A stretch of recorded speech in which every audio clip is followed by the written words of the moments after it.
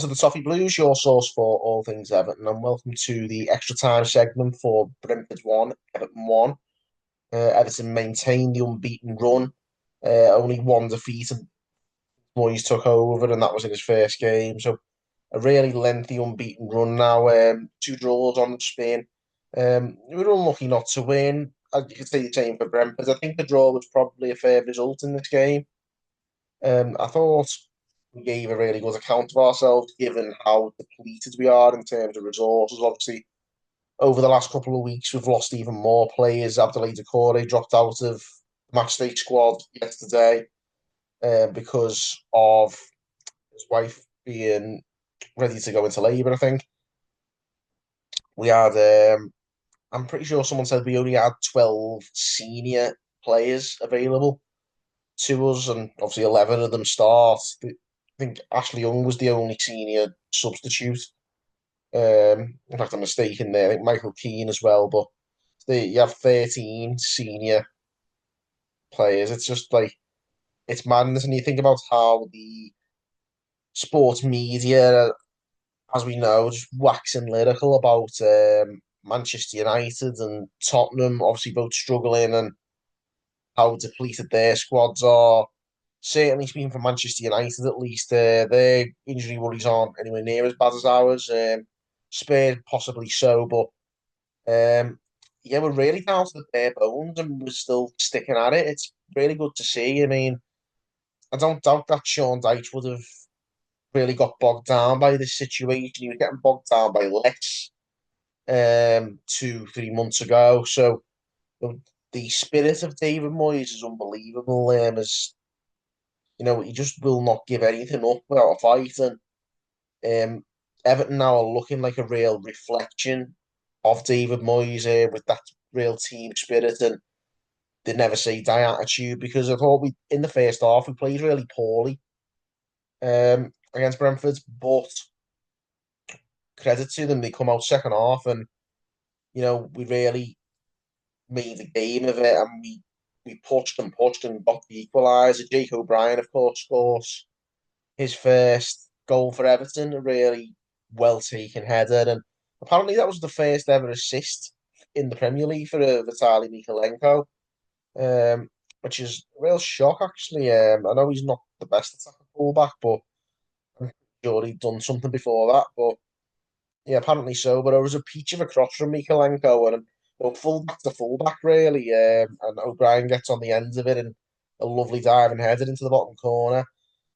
A lot of be said about Beto's game, where obviously he spent a couple of chances, um, two 1v1s in the first half. The first one, I think, was probably the worst of his misses in this game, where he pounces on a slip from Ethan Pinnock and goes 1v1, and instead of running to the right and taking to the goalkeeper's left, where there's momentum with him and there's no defender there, he decides to go back across the keeper, and a defender comes across the cover and the keeper can get back and block the ball. But that was probably the only one I'd really criticise him for. I thought the other one, like, he did pretty much everything right. It was just a really good save from the goalkeeper, and the final one I think was the most difficult in the second half. He's falling over almost. He's running the channel. Tries to come in on his right and bending in the corner. You'd say he probably did everything right, and the goalkeeper covers it well. They need to be, because he've cut it back to Alcaraz for the third opportunity, but even that would have been a tough ask. I think we can't be too harsh on Beto, no matter how obvious the chances were in this game. I think we need to give him a lot of grace because he's done unbelievably well since he's come into the team. Really lifted the team, battles for everything, and regardless of the missed chances against Brentford, he can't say that he didn't put a fight up. He never stops. He keeps grafting. He works hard. He tries his best to hold the ball up. He moves into the channels. He's got more pace than you think as well. He really gave their defenders some trouble. And were it not for the goalkeeper having a really good game, he really could have run them ragged there. Because I think hats off to Brentford's goalkeeper Mark Flecken there. I thought he had a fantastic game.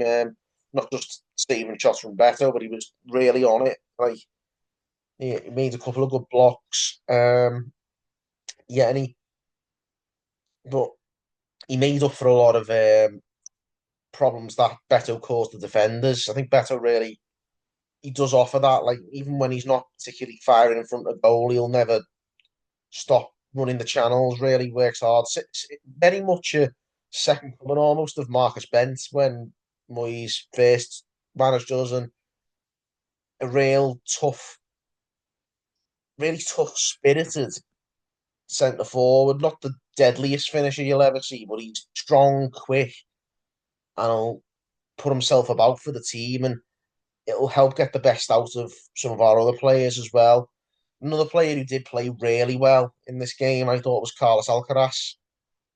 He's an absolute lunatic. Let's be honest. He's everywhere. He likes to dribble. He loves carrying the ball. He loves a pot shot, clearly from distance. Some were better than others in this game. There was one where he spun, did a really good turn on the edge of the box and tried to bend the bottom corner and was desperately unlucky. A lot of the others, he skied into Rosette. I mean, he's got his flaw. That's clear to see, but he's got a lot going for him as well, and he's got a lot of attributes that a lot of our other players don't have. So he's really appeared to be a revelation in his early weeks at Everton. Like obviously the winner against Crystal Palace the other week, but certainly put himself about in this game as well. Even when he lost the ball, he was tenacious. He kept running around trying to win it back after he lost it. Like I say, some good touches, some good dribbles, linked up quite well. I think he was involved in the build up to the goal from O'Brien, where I think he worked the ball out to Mikalenko on the left. It was a really good performance from Alcaraz, and yeah, there was a couple of decent performances across the board. Jack Harrison's had some really bad games this season. Been generally not his biggest fan, but I thought he played really well in this game. He really works hard. A couple of wayward crosses, but that aside, he did all right. Um, Ironically, the one player who was given pelters was I thought Jake O'Brien was struggling a bit in the first half, and I thought he was at fault for Brentford's goal. He was ball watching a little bit. He went to sleep in the 6 yard box for Wish's goal at the end of the first half. But that's it's Jake O'Brien's like come out swinging second half, much better performance, and gets in the box and gets his goal. So, yeah, and this is the thing, even players who aren't on the A game are still delivering the goods to some extent, and that's certainly something you couldn't have said under Sean Dyche. Um, so you've got to give a lot of credit to David Moyes. He's done unbelievably well. What he's got out of limited resources. We know that he's capable of that because he did it here the first time when we had very limited resources, even more limited than what we've had recently. We're really, really struggling to put together a squad, and whatever we do put together, he was getting something out of them then, and he's doing the same now. It's really, really impressive. Like I say, I think the team's a reflection of the manager now, the spirit, and you know the refusal to like give anything up. And I think that's just something that we as Everton fans can identify with and should be really proud of. And it is, he's restoring some pride to the club just as he did the first time.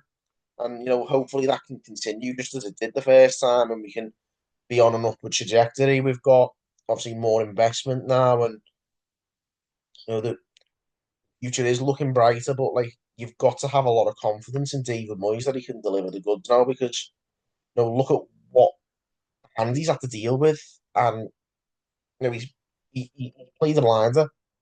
But yeah, the unbeaten run continues, and now we have an extended break. We've got a week and a half until the next game. Um, as we speak, the Everton team are on their way to the United Arab Emirates. They're going to a winter training camp, a warm weather training camp.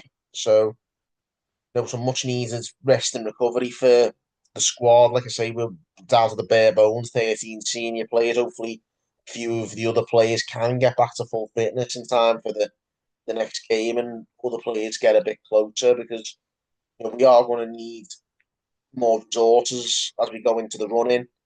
But that this extended break couldn't have come soon enough. Even despite how well we've been playing, we have looked like we needed a rest and we've been running on fumes a little bit. But we still managed to get a draw out of this game. Got a draw out of Manchester United, and a few wins before that as well. So even with limited resources, we're doing well. But hopefully, we can get a few more aces up our sleeve back in the squad. It'd be great to have Ndai back. I think it's still another month or two till McNeil's due back in April. So there's a lot of missing players who could add even more value to the team, and they're still waiting to come back. So hopefully we can make the most of this training camp and get the players fit again, and we can look ahead to the running and pick up some more results. But there you have it, guys. Let us know your opinions on the result on Wednesday evening. Brentford's won, Everton won. Get your comments coming in. Give this video a like and subscribe for more content. Until next time, guys, thank you for tuning in on the Toffee Blues.